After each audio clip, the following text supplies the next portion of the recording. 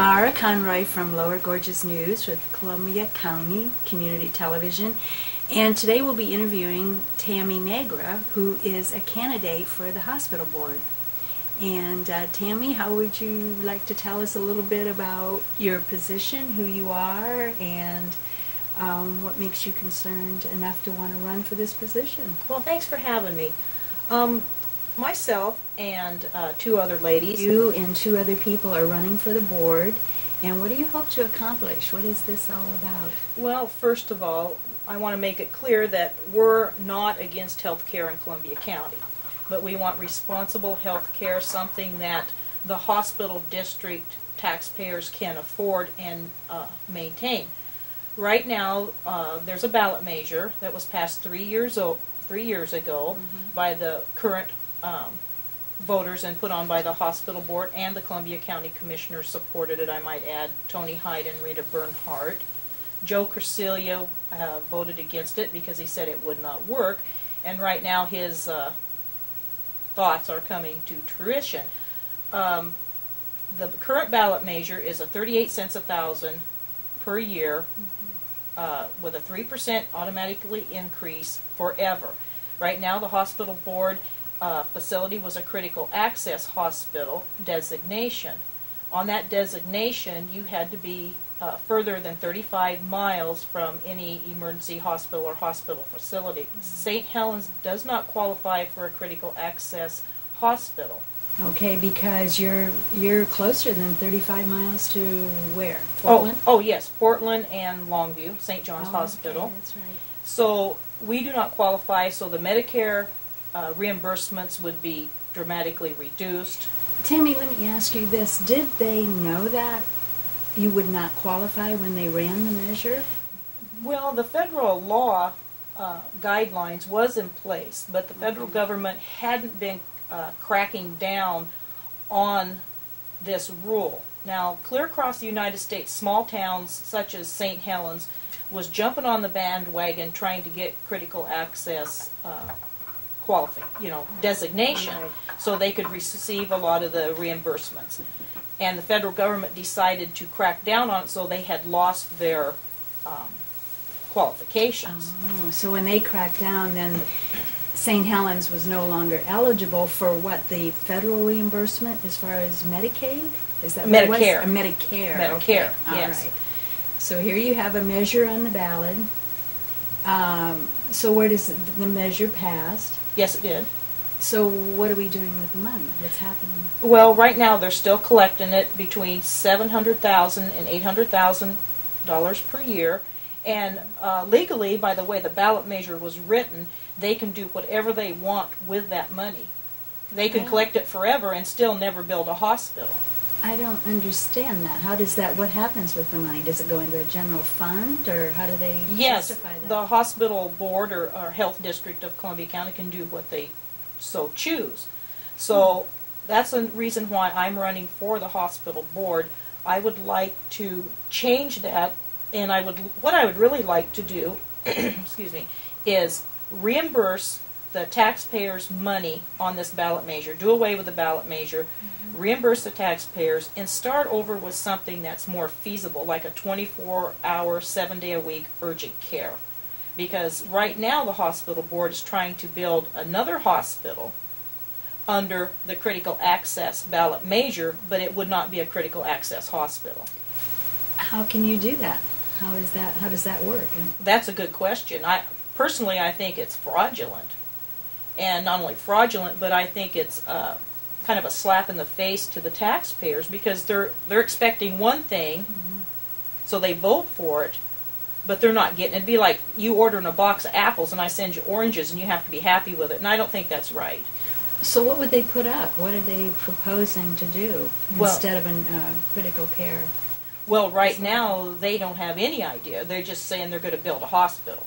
They have no backing from any major hospital groups. They have no property bought. I do know I had some communication with the coalition's representative, Pamela Powell-Pulliam, and I asked her, well, why is the cost so much greater now than when you started? And her answer was, well, because of the hurricane in Florida, Hurricane Katrina. And I says, well, what's that got to do with us? She says, well, all the building supplies and all the people that work on hospitals are going down there, and I found that quite amusing. I am real confused now. Now, you said hospital board, but now you mentioned coalition. So who's the coalition? Well, it's the same people. They Same call people. themselves the coalition or the Okay. hospital board in this county. So their representative is who? Pamela Powell-Pulliam. Okay. And so what she's saying is that the cost of the original proposed hospital has gone up substantially? Oh yes, from 10 to 11 million, and now it's up to over 20 million. And that's not considering any interest over a 30-year period.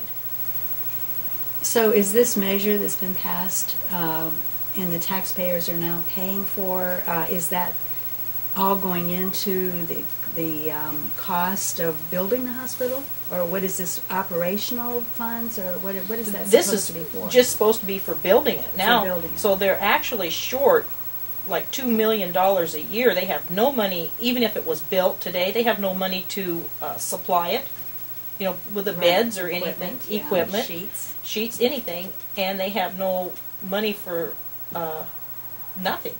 So they're hoping for fundraisers. Oh. So this is going to be a community hospital. It'll be owned by the city? It would be owned by the hospital district. Hospital district, which comprises, Oh. what is the hospital district? Well, it varies. It goes in the, of course, St. Helens area, Scappoose area, cuts off behind Scappoose and St. Helens and Deer Island, between there and Vernonia. It takes in part of Goebel, almost to Rainier, and then that's it. I guess I need more clarification, as probably most of you out there need more clarification as to what's being done with our money. We were sold, or certainly told, that one thing was going to happen. That's what we voted for. It sounds to me like as though you're telling me none of that's happening. That's correct. So I really appreciate the fact that, as a concerned citizen, that you're willing to go out there and try to do something about it, it seems, by running for hospital board. So tell us, tell the other concerned citizens, what do you propose to do? How do we fix this? Well, it's going to be a long, hard fix. There's some legal aspects, like trying to overturn the ballot measure. Okay. I know that without being on the board, it would take an initiative to do, and myself and some other people have an initiative ready to go. What does that mean? When you say have an initiative, what does that entail? Well, the initiative, I'll just make it short, Okay. is to do away with the hospital district, which we would have to do, because when the other hospital was here, there was two districts. There was the old hospital district, and then this new formation of this district for this proposed hospital facility. So in order to get rid of the 38 cents a thousand, we would have to do away with the whole hospital district in its entirety, and then start over. How do you do that? I mean, Collecting approximately 2,200 to 2,600 signatures out of the special hospital district area. Oh, okay. And we're ready to do that if we don't get elected to the board. okay. Because I think it's important that when people vote for something, they get what they voted for. Exactly. So let's talk about that a little bit. You can do an initiative that takes 2,600 signatures, or you can run for the board. Do you feel that running for the board is going to be a better solution for you? Do you think you can accomplish more, or can you do both? Well, I think I could do both, but I would like to do the board first. Okay, and why is that? Well, because if I can get on the board and I can get some contacts with maybe some reputable big hospital facilities, we can go ahead and get a proposal going for a urgent care, a 24-hour, 7-day-a-week urgent care. And I would also like to extend the hospital district out of just the South County area. I would like to include the Clatskanie area, because there's really no hospital care there, and include Vernonia